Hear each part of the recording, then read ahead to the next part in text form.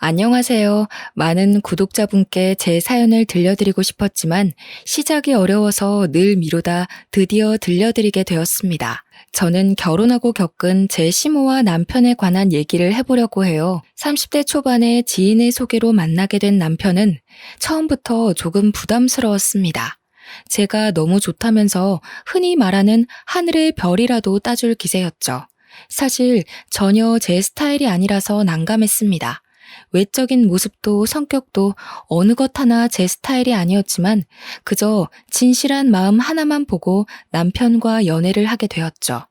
연애를 본격적으로 시작하고서 남편은 세상을 다 얻은 것 같다는 표현을 제게 자주 했어요. 저희가 만난 나이대가 결혼을 생각할 시기라서 그런지 남편과 결혼을 더 생각하게 되었습니다. 남편은 언제나 제가 원하는 걸 해주려고 노력했어요. 제가 이렇게 할까? 라고 물으면 무조건 좋아 라고 답하는 사람이었습니다. 어떻게 보면 매력이 없고 조금 심심한 연애이기도 했지만 결혼 상대로는 딱이었죠. 늘 이렇게 배려해주고 저를 위해주는 남편 덕분에 연애하면서 싸운 적도 거의 없었습니다. 남편과 싸울 수가 없는 게 조금이라도 다툴 것 같은 조짐이 보이면 남편은 늘 제 기분을 풀어주려고 노력을 했어요. 하지만 잘못이라고 해봤자 사소한 잘못들이라 넘어갈 수 있었습니다. 제게는 쩔쩔매는 모습도 보이고 귀엽기도 하고 늘 저를 위해줬지만 사석에서는 매우 듬직하고 젠틀한 모습이었습니다. 그래서 다른 사람들은 남편을 되게 똑부러지고 젠틀한 사람이라고 생각을 했어요. 이런 남편에게 흠이 하나 있었는데 그건 바로 한 번 갔다 왔다는 거였죠. 뭐가 급한지 벌써 갔다 와버려서 그게 조금 걸리긴 했습니다. 저야 뭐 알고 시작한 만남이니 상관이 없었어요. 그러나 저희 부모님의 입장은 다를 수 있어서 만나면서도 마음이 조금 불편하긴 했습니다. 다행인 건지 애는 없었으니 크게 문제라고 생각하지 않았어요. 솔직히 요즘 이혼이 흠도 아니고 주변에 돌싱이 많아서 그런지 더 대수롭지 않게 여겼습니다. 이혼을 한 게 흠이 아니라 왜 이혼을 했는지 사유가 중요하다고 생각을 해요. 그래서 남편에게 물어봤었는데 전처가 문제가 많았었죠. 말이 결혼을 한 거지 의미 없이 살다가 그냥 헤어진 관계였습니다. 사람이 아무래도 본인 유리하게 말하는 경향이 있으니까 저는 남편에게 조금 더 캐물으면서 자세히 말해달라고 했거든요. 그런데 남편은 그런 저에게 불편함을 느끼기는커녕 당연하다는 듯 아주 자세하게 말해줬습니다. 전처 욕하는 것처럼 비춰질까봐 조금 그렇긴 하지만 있는 그대로 말하면 서로 결혼을 해서 살아보니 너무 안 맞았어. 생활 방식부터 시작해서 다 안 맞았지. 그리고 엄마한테도 너무 막하고 애도 낳기 싫다 하고 모든 걸 본인 멋대로 하기 시작하더라고.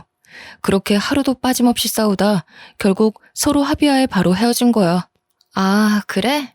결혼 전에 이세 얘기를 안 했어? 갑자기 결혼하고 애를 낳기 싫다고 한 거야? 응. 결혼하고 몸매 망가지고 아줌마 되는 게 싫다면서 애 낳기 싫다고 하길래 왜 그걸 혼자 결정하냐고 했더니 자기가 뭐 애 낳는 기계냐고 내가 애 낳아줘야 하냐고 그러더라고. 약간 늘 이런 식으로 대화를 하다 보니 안 쌀 수가 없었지. 전처에 관한 얘기는 딱 한 번 물어보고 말았습니다. 솔직히 기억하고 싶지도 않을 텐데 계속 물어보는 건 예의가 아니라고 생각했어요. 저희는 결혼을 약속했고 친정 부모님은 이혼남이라는 것에 거부감이 살짝 있었으나 남편의 인성을 보고 허락을 해주셨습니다. 큰 반대가 없어서 다행이라고 생각을 했죠. 예비시댁엔 시모와 형님만 계셨는데 형님은 이미 애를 둘이나 키우고 계셔서 정신이 없었어요. 형님은 저를 보고는 그저 잘만 살아달라고 하시면서 두 손을 꼭 잡아주셨습니다. 시댁 분위기도 마치 남편처럼 참 좋고 따뜻하다고 느꼈어요. 결혼 후 신혼여행을 바로 갔는데 저희는 10일을 갔습니다.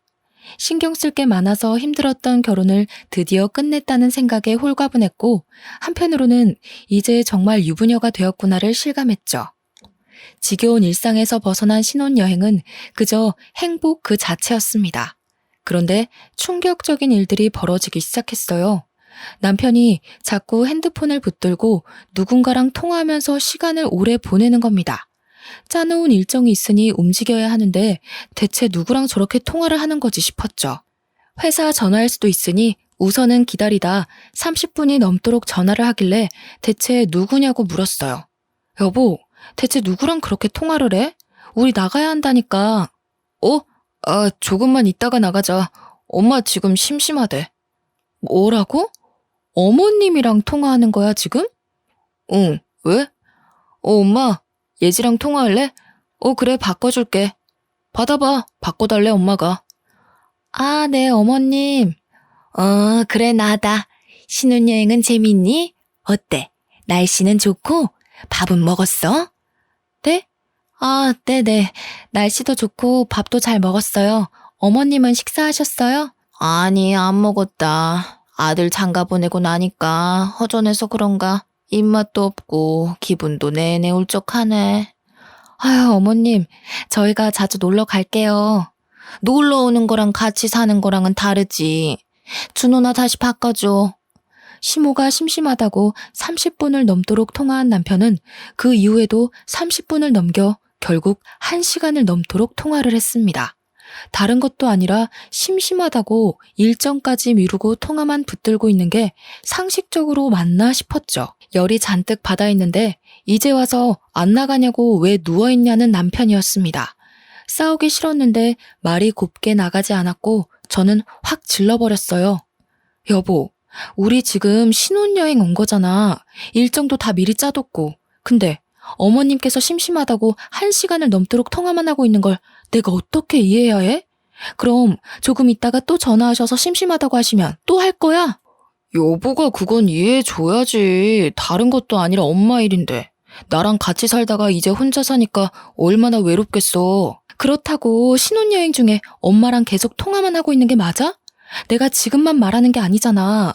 어제도 정신없이 이동하고 있는데 계속 어머님이랑 통화했고 우리 그거 바다 보러 가서도 나랑 얘기하는 게 아니라 예쁘다고 영상통화 걸어서 어머님 보여줬고 밥 먹을 때도 영상통화 걸어서 어머님 보여줬잖아.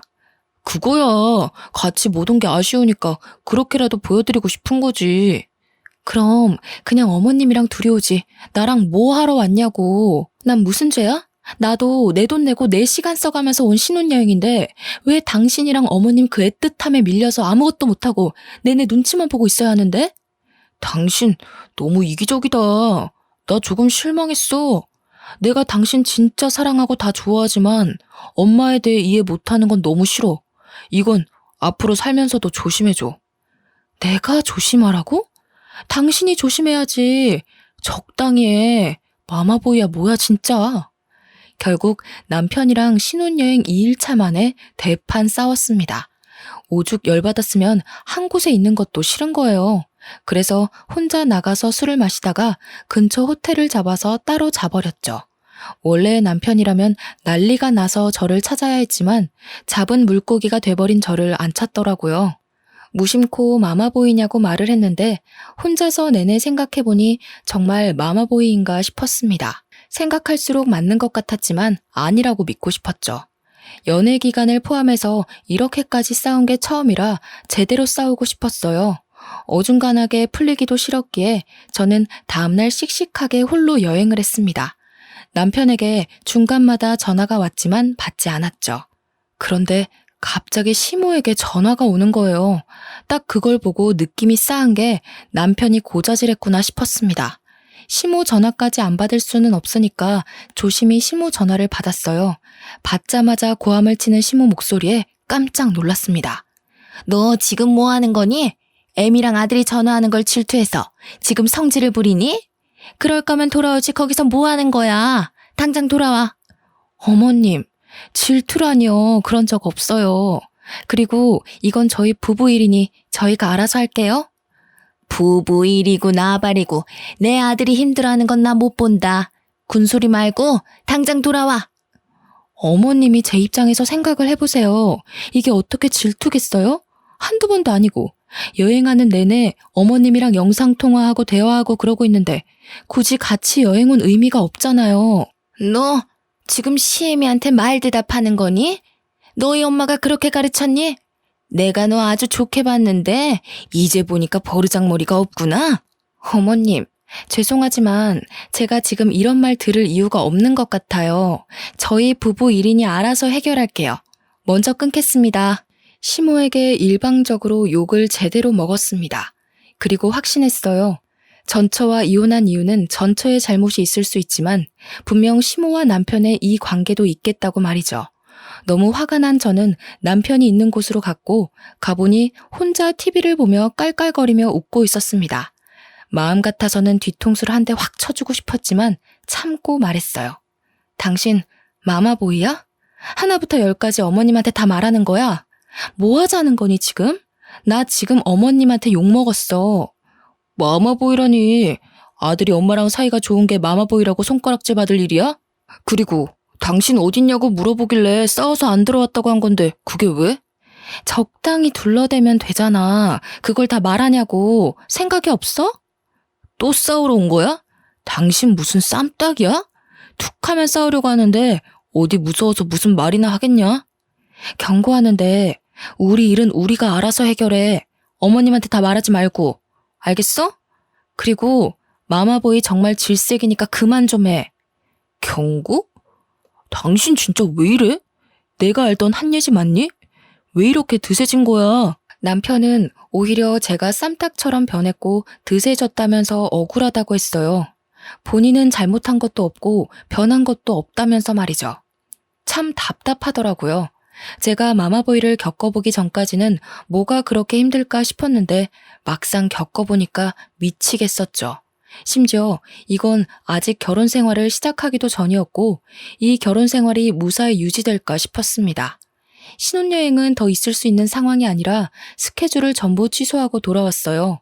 거기서 화해를 해보려고 시도를 해봤지만 달라지는 게 없는 모습에 더 열받았죠. 차라리 집에 있으면 어디라도 나갈 수 있고 친구라도 볼 수 있으니 괜찮겠더라고요. 그렇게 신혼여행은 눈물로 범벅되어 끝이 났고 일상으로 돌아왔습니다.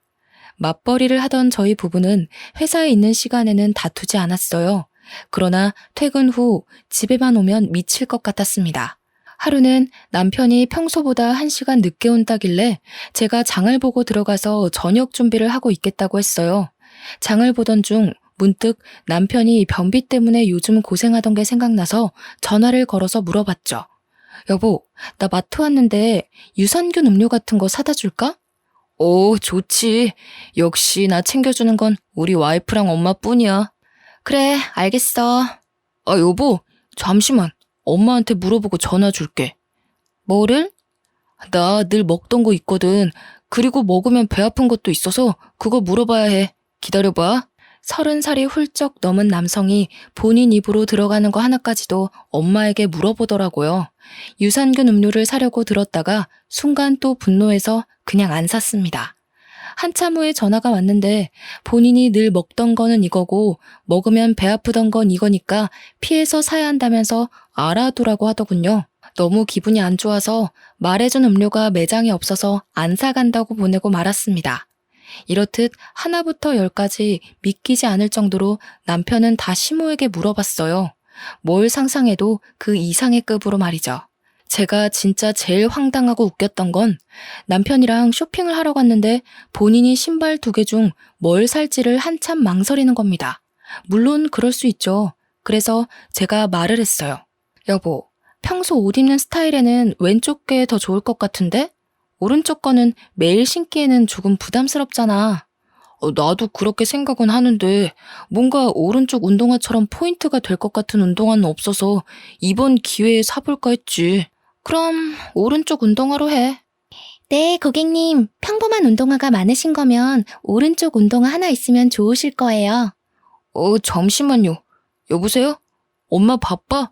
나 지금 운동화 사러 왔는데 너무 못 골라서 전화했어. 영상통화할게. 기다려봐. 여보, 여기서 영상통화를 하면 스피커로 다 들리지. 민폐야. 작게 얘기하면 괜찮아. 엄마, 이거 2개 중에 어떤 걸 살까? 왼쪽 운동화 비슷한 건 많고 오른쪽 운동화 같은 거는 없어서. 이번에는 오른쪽을 도전할까 싶은데 엄마 생각은 어때? 좋네. 예쁘다 아들. 오른쪽 운동화로 사봐. 너 그 운동화에다 저기 저번에 아울렛 가서 산 네이비 니트 입으면 예쁘겠다. 오, 그러네. 생각도 못했어. 그뿐이야? 너 작년에 산 거 그거 하얀색 트레이닝 세트 있지? 그거에 신어도 예쁘겠네. 오, 맞아. 역시 우리 엄마는 모르는 게 없어. 알겠어. 엄마 조금 있다가 전화할게. 오른쪽으로 주세요. 운동화 하나 사는데 그 매장에서 시무랑 영상통화까지 하는 남편이 너무 창피했어요. 저희보다 한참 어려 보이는 그 직원도 황당하다는 듯 쳐다보고 있었죠. 너무 창피해서 빨리 매장을 떠나고 싶었습니다. 이런 일들이 한두 번도 아니었고 지칠 만큼 지쳐있던 상태였죠. 그러다 형님에게 전화가 왔어요. 애들 키우느라 정신 없으셔서 자주 보지도 연락도 못하지만 어쩌다 연락하면 제 마음을 가장 잘 읽어주는 분이셨죠. 올케, 잘 지내고 있지? 나 지금 애들 낮잠 자서 전화해봤어. 아, 네. 형님, 힘드시죠? 내가 힘든 게 아니라 올케가 힘들어 보이는데? 아니에요. 준우 이 자식 아직도 마마보이 짓 하니? 네. 어휴, 아주 지긋지긋하다 정말. 그게 다 막내 아들이라고 엄마가 옆구리에 끼고 키워서 그러는 거야. 나이가 몇인데 아직도 징그럽게 그런데. 아이고, 올케가 진짜 힘들겠네. 그냥 솔직히 답답해요.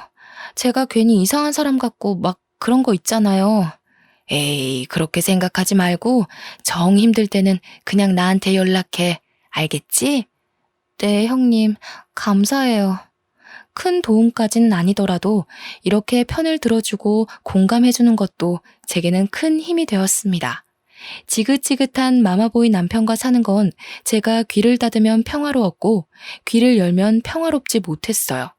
그래서 터득한 방법 중 하나는 남편이 시모랑 전화할 것 같으면 그 자리를 피했습니다. 듣기만 해도 싫었으니 말이죠. 매일 출근길에도 시모랑 통화하고 퇴근하고 와서도 시모랑 통화하는 남편이라 은근히 자유시간이 많았어요. 그렇게 장점을 찾으려고 노력했습니다. 안 그러면 제가 너무 서운하더라고요. 이날은 남편이 회식이 있어서 늦게 들어온다고 했고 오랜만에 저만의 시간을 누릴 수 있다는 생각에 너무 설레더라고요. 다 필요 없고 족발에 소주 한 잔이 먹고 싶어서 배달로 족발을 주문해 놓고 집으로 출발했죠. 그런데 현관문을 열었더니 TV 소리가 크게 들리길래 남편이 안 끄고 나갔나 싶었는데 불을 딱 켜는 순간 비명을 질렀습니다. 글쎄, 소파에 시모가 자고 있는 거예요. 거기다 거실 테이블에는 시모가 먹고 안 치운 밥과 군것질한 흔적들이 한가득 있었죠. 어머님께서 여기 왜... 아니, 여기 어떻게 계시는 거예요? 연락도 없이 오셨어요? 내가 내 아들 집에 오는데 네 허락받고 와야 되냐? 아니, 여길 어떻게 들어오셨냐고요? 뭘 어떻게 들어와? 비밀번호 치고 들어왔지. 예, 내가 와서 세탁기도 돌리고 건조기도 돌렸어. 이제 여기 있는 빨래는 네가 개기만 하면 끝이야. 고맙지? 이런 시애미가 어딨어. 아, 근데 너 속옷 좀 바꿔야겠더라. 젊은 애가 속옷이 왜 이렇게 심심하니? 너 그렇게 심심한 속옷만 입으면 남자들 금방 실증나서 바람핀다. 어머님, 그런 걸 왜 하세요? 제 속옷은 또 왜 보세요? 내가 보려고 봤니? 빨래하다 보니 보인 거지. 아무튼 새겨들어라. 속옷 그렇게 심심한 것만 입으면 남편 바람난다. 시모는 놀라지도 않고 뻔뻔하게 저렇게 말했는데 너무 화가 났어요. 어떤 시모가 며느리 속옷을 보면서 심심하네 뭐네 판단을 합니까?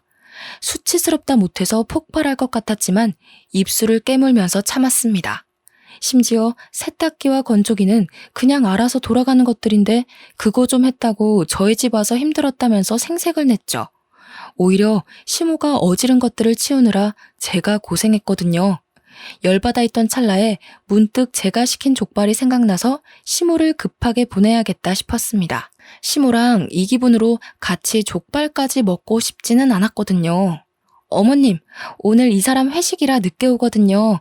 어머님도 더 늦기 전에 집 가는 게 좋을 것 같아요. 어머, 나 오늘 자고 가기로 했는데 우리 아들이 너한테 말 안 했니? 네? 전 못 들었는데. 우리 아들이 여기까지 와서 힘들게 가지 말고 자고 가라고 해서 그러기로 했어. 배고파 죽겠으니까 저녁이나 차려봐, 얼른. 시모가 비밀번호를 누르고 들어와 있는 것도 기가 찰 노릇인데 자고 간다는 말에 웃음이 나왔어요. 이 모든 걸 제게 언급도 안 한 남편을 가만두지 않겠다고 다짐했죠. 결국 이날 시모와 족발을 먹었고 술은 마시지 않았습니다. 대충 먹고 치워버렸고 저는 먼저 잠자리에 들겠다며 안방으로 들어가서 문을 닫아버렸죠. 살면서 이렇게 과하게 스트레스를 받았던 적이 있나 싶을 정도로 힘들었어요. 심지어는 스트레스가 과해서 두통이 생겼습니다. 안 그래도 잔뜩 열이 받아 있었는데 과음한 남편은 노래를 부르면서 온 집안에 불을 다 켜고 저랑 시모를 부르며 난리를 쳤죠. 그 장단에 맞춰 같이 노래를 부르는 시모를 말리고 또 말렸지만 이들은 멈추질 않았습니다. 그 새벽에 그렇게 시끄럽게 노래를 부르면 당연히 아래층에서 올라오겠죠. 아니나 다를까 이웃의 신고로 경찰까지 왔어요. 이게 다른 집에서는 싸우는 소리로 들렸다고 합니다. 고개 숙여 정말 죄송하다고 말씀드리고 남편을 끌고 안방으로 와서 바닥에 내팽겨 쳤어요. 시모를 보내고 주말 아침부터 대판 싸웠어요. 당신 나랑 결혼 왜 했어? 어? 그걸 갑자기 왜 물어봐? 진심으로 궁금해서 물어보는 거야. 내가 당신 엄청 사랑하잖아. 그러니까 결혼했지. 그걸 왜 물어봐 갑자기. 넌 사랑하는 사람을 이렇게 고통스럽게 해? 어머님께서 오시면 오신다고 나한테 말을 했어야지. 여기가 당신 혼자 사는 집이야? 반대로 생각해봐. 퇴근하고 왔는데 우리 엄마가 소파에 누워있어. 그럼 얼마나 황당하겠어? 그건 엄마가 보고 싶다고 온다고 하셨는데 내가 회식이라서 못 본다고. 그럼 그냥 주무시고 계시라고 한 거지. 제발 무슨 말 좀 하면 들어. 핑계 좀 대지 말고. 그 핑계도 지긋지긋하다고. 알아? 있잖아. 나 이렇게는 못 살겠어. 이러다 내가 죽을 것 같다고. 매일 싸우는 것도 지겹고 숨 막혀 죽을 것 같아. 우리 이 결혼 다시 생각해보자. 뭐라고? 여보, 그게 무슨 소리야? 설마 나랑 이혼하겠다고? 말 그대로야. 절이 싫으면 중이 떠나야지. 남편과 대화를 했고 전 결국 부부관계를 유지하는 게 맞는지에 대해서 진지하게 생각하기로 했어요. 이 사연에 다 담지 못할 만큼 날마다 힘들었습니다. 오죽하면 규칙적으로 하던 생리가 불규칙적으로 밀리게 되었죠. 난생 처음 겪는 일이라 처음에는 당황했는데 이번에도 스트레스 때문에 밀렸구나 싶어서 대수롭지 않게 생각을 했어요. 그런데 뭔가 몸이 나른한 게 느낌이 평소랑 달랐습니다. 불안한 마음에 혹시나 싶어 임신 테스트기를 해봤죠. 그랬더니 2줄이 나왔습니다. 병원을 갔는데 임신이 맞다고 했습니다. 한동안 남편과 내내 사이가 좋지 않았지만 아이가 생기고 아이를 키우다 보면 조금은 달라지지 않을까 내심 기대를 했습니다. 여보, 이거 봐볼래? 이게 뭐야? 뭐긴 뭐야, 우리 아기지. 나 임신했는데 아직은 초기라 조심하래. 임신을 했다고? 그렇구나. 그렇구나라니? 반응이 뭐 그래, 싫어? 아니야, 당연히 좋지. 근데 병원까지 간 거면 임신이 확실한 거잖아. 그치? 남편의 반응은 정말 당황스러웠습니다. 목소리가 무슨 지하 깊은 동굴까지 내려간 듯 축 처졌고 표정은 정색을 했어요. 섭섭하고 서운했지만 본인도 놀래서 그런 건가 싶어서 최대한 이해를 해보려고 노력했죠. 그런데 그 다음날 일하는 도중에 남편에게 전화가 왔고 퇴근하고 시댁으로 바로 가야 한다고 말했습니다. 무슨 일이냐고 물어봐도 그냥 시댁에 오라는 말만 해주더군요. 영문은 몰랐으나 문득 어머님도 저의 임신 사실을 알고 축하 의미로 밥이라도 차려주실 줄 알았어요. 그렇게 퇴근하고 남편과 함께 시댁에 갔고 시댁에 들어서자마자 시모는 제게 달려와 뺨을 3대나 연속으로 쳤습니다. 정말 순식간에 벌어진 일에 너무 놀라서 말도 아무런 소리도 못 냈어요. 옷도 가방도 내려두지도 못한 채 그대로 맞았는데 너무 당황스러웠죠. 제가 이렇게 맞았는데 남편은 그 모습을 지켜보고 한숨만 쉬면서 인상을 쓰고 있었습니다. 어머님, 지금 뭐 하시는 거예요? 이런 여우 같은 년, 넌 내가 이럴 줄 알았어. 임신을 했어? 어떤 놈이랑 뒹굴어 놓고 우리 아들 인생을 망치려고 해. 내가 그 꼴은 못 보지. 네? 어머님, 지금 뭐라고 하셨어요? 진짜 미치셨어요? 뭐야? 이게 더 맞고 싶나? 너라면 안 미치겠냐? 너 모르지? 우리 준호 전처가 하도 애 낳기 싫다고 난리쳐서 정관수술했다는데 너가 임신을 어떻게 할 수 있겠니? 어? 입이 있으면 말을 해봐. 감히 어떤 놈이랑 바람나서 애까지 만든 건데? 시모는 이 말이 끝나기 무섭게 또 제 머리채를 잡고 사정없이 흔들었고 저는 순간 촉이라서 꼭 조심해야 한다는 그 말이 떠올라서 필사적으로 배를 보호했어요. 아무리 말하고 보호해도 시모가 멈추지 않아서 결국 밀어버렸습니다. 그리고 저도 너무 억울하고 분해서 이성을 잃은 상태로 오열하며 말했어요. 어머님, 지금 저한테 이렇게 하신 거 후회하실 거예요. 제가 바람이 나긴 누구랑 나요. 저는 단 한 번도 다른 남자랑 자본 적 없고 당연히 이 아이는 준호 씨 아이라고요. 앞뒤 상황 파악도 안 하고 막무가내로 불륜녀로 몰아서 임신한 며느리를 폭행하는 게 맞으세요? 당신도 지금 내 말 못 믿는 거야. 그래서 임신했다고 했을 때 그런 반응 보였니? 입 못 다물어? 준호야, 상대하지 마. 저런 불려시 같은 것들은 상대해주면 안 돼. 저 아니라고요. 바람 핀 적 없고 당연히 준호 씨 애라고요. 예지야, 추하다. 그만해라. 내가 아무리 너를 사랑해서 바보같이 굴었어도 딴 남자애까지 키워줄 호구는 아니야. 조용히 이혼하자. 나는 다 적었으니까 너만 적어서 제출하고 합의 이혼하는 걸로 하자. 제게 합의 이혼서를 들이미는 남편의 뺨을 똑같이 세대 쳐주고 말했어요. 너 두고 보자. 후회하지 마. 난 분명히 아니라고 말했어.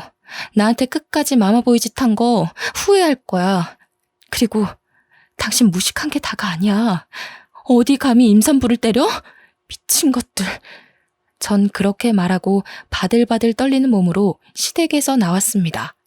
억울함과 분노에 한참 시간이 지나도 떨리는 몸은 진정되지 않았어요. 눈물로 밤을 지새웠고 날이 밝자마자 전 산부인과를 가서 물어봤습니다. 남편이 5년 전쯤에 정관수술했는데 임신이 가능할 수 있냐고 말이죠. 저 선생님, 저희 남편이 5년 전쯤에 정관수술을 했는데 자연 임신이 가능한가요? 혹시 이런 사례도 있나요? 네, 그럼요. 물론 희박하지만 충분히 가능해요. 정관 수술하는 것 자체가 더는 아이를 낳지 않으려고 하시는 부부들이 택하는 건데 그 와중에 임신이 돼버려서 어쩔 수 없이 낳는 경우 꽤 있거든요. 결국 정관 수술도 100%라고 볼 수는 없죠. 근데 이건 왜 물어보세요? 제가 눈물이 날 것 같네요. 죄송해요. 남편이 전초랑 살 때 정관 수술을 했었는데 저한테 말을 안 해서 몰랐어요. 그런데 제가 임신했다고 하니까 불륜 의심을 하는 상황이거든요. 다른 걸 떠나서 너무 억울해서 이걸 밝히고 싶어서요. 그런 경우도 많아요, 산모님. 믿지 않으시는 경우도 많거든요. 우선 당장 방법으로는 유전자 검사가 있긴 한데 이게 비용이 부담스러울 수 있어요. 저는 그렇게 주치의와 한창 상담을 한 끝에 억울함을 밝혀내기 위해서 유전자 검사를 비싼 돈 주고 하기로 했습니다. 남편의 칫솔을 몰래 가져와서 검사를 요청했고 이를 악물고 기다리고 있었어요. 결과만 나와봐라 다 죽었다 하는 마음으로 말이죠. 그렇게 결과만 기다리면서 지냈는데 드디어 나왔고 당연히 친자 관계로 나왔습니다. 전 그 결과지를 들고 남편이 퇴근하고 시모와 함께 있을 시간에 시댁에 쳐들어갔어요. 들어가서 시모 얼굴에 결과지를 확 던지면서 말했죠. 그렇게 딴 남자 만남 불려시 취급하시더니 이걸 어째요? 당신 아들 핏줄이 맞다네요. 친자관계 맞다고 나온 거 어떡하실 거예요? 똑같이 뺨 3대 맞을래요? 아니면 머리채 뽑히실래요? 너 따위가 조작했는지 내가 알게 뭐니? 겨우 이런 거 하나 들고 와서 꼴값 떨기는. 있잖아 당신. 진짜 제발 무식하면 입이라도 다물어요. 여기 이 종이를 자세히 봐봐. 과연 조작이 가능해 보여요?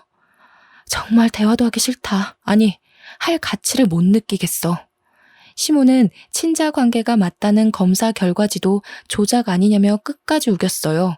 아마 본인이 저지른 게 있으니 인정하고 싶지 않았겠죠. 그러나 남편은 그 결과지를 주워들고 한참을 보더니 본인 머리를 막 쥐어 뜯더라고요. 그리고는 무릎 꿇고 싹싹 빌었습니다. 여보, 내가 진짜 미안해. 나 진짜 미친놈 맞아. 제발 한 번만 용서해주면 안 될까? 당신한테 정말 미안해. 너 뭐 하는 짓이야? 안 일어나? 왜 무릎을 꿇어? 얘가 조작했을지 어떻게 알아? 이혼해. 세상에 어디 여자가 얘 하나뿐이니? 또 재혼하면 그만이야. 엄마도 제발 그만해. 나도 병원 가서 물어봤다고. 혹시나 싶어서 비뇨기과 가봤는데 그게 가능하다고 하더라고. 그러니까 제발 그만해. 나 이 사람 없으면 안 돼. 알고 보니 남편도 비뇨기과를 찾아가서 물어본 거예요. 이렇게 임신이 가능한지를 말입니다. 그쪽에서도 저와 같은 대답을 들었고 그 후 마음이 복잡했던 남편에게 제가 유전자 검사지까지 던져버렸으니 죽을 맛이겠죠. 전 여기까지 오면서 생각 정리를 다 했거든요. 그래서 그대로 남편에게 말했습니다. 매일 엄마 치마폭에 쌓여서 그따위로 살 거면 난 당신이랑 살 필요 없어. 그리고 네 자식이 뱃속에 있다는데 믿지도 못하는 시모 옆에서 살 자신도 없고. 그러니까 나랑 이혼 안 하고 싶으면 너네 엄마랑 영 끊고 살아. 그렇게 할 자신 없으면 그냥 이혼하자. 여보, 예지야, 너무 극단적이잖아. 바로 대답 안 하면 이혼으로 결정하고 갈게 나는. 이거 완전 미친 거 아니야? 어디 천륜을 끊으려고 해? 네가 뭔데? 준호야, 듣지 마. 저런 거는 혼자 애 키우면서 고생해봐야 정신 차려. 대답 안 했으니까 이혼인가? 그럼 당신도 어머님 아니니까 그냥 아줌마라고 할게요. 저기 아줌마, 나이 좀 곱게 드세요, 추하니까. 툭하면 아들. 아, 진짜 못 들어주겠어요. 이마에 손가락 툭 밀면서 말했더니 화난 시모가 난리를 쳤고 그 와중에 남편은 시모를 부축하려고 했죠.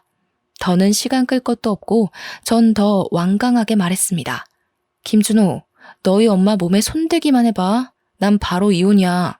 대답이나 해. 엄마, 미안해. 근데 나는 예지랑도 못 헤어지고 아기도 포기 못해. 엄마가 이번엔 정도가 지나쳤어. 이번 일은 이 사람이 엄마 신고하면 처벌도 받을 수 있는 문제라고. 준호야, 너 그렇게 가버리면 엄마 못 살아. 알잖아. 엄마한테는 너 하나뿐이야. 진정하고 엄마랑 얘기를 해보자. 응? 아니야, 엄마. 우리가 다른 모자지간에 비해 특별한 건 사실이잖아. 우리도 서로 거리를 두면서 서로 생각해 볼 필요가 있을 것 같아. 그리고 나도 이번에 엄마한테 실망해서 보고 싶지 않아. 안 돼. 가지마, 준호야. 시모는 울부짖다 못해 고함을 질렀지만 남편은 제 손을 잡고 뒤를 돌아보지도 않은 채 나왔어요. 저는 남편에게 물었습니다. 한순간에 오기로 선택한 거면 지금이라도 포기해도 좋아. 난 미안하지만 당신 엄마가 너무 싫어.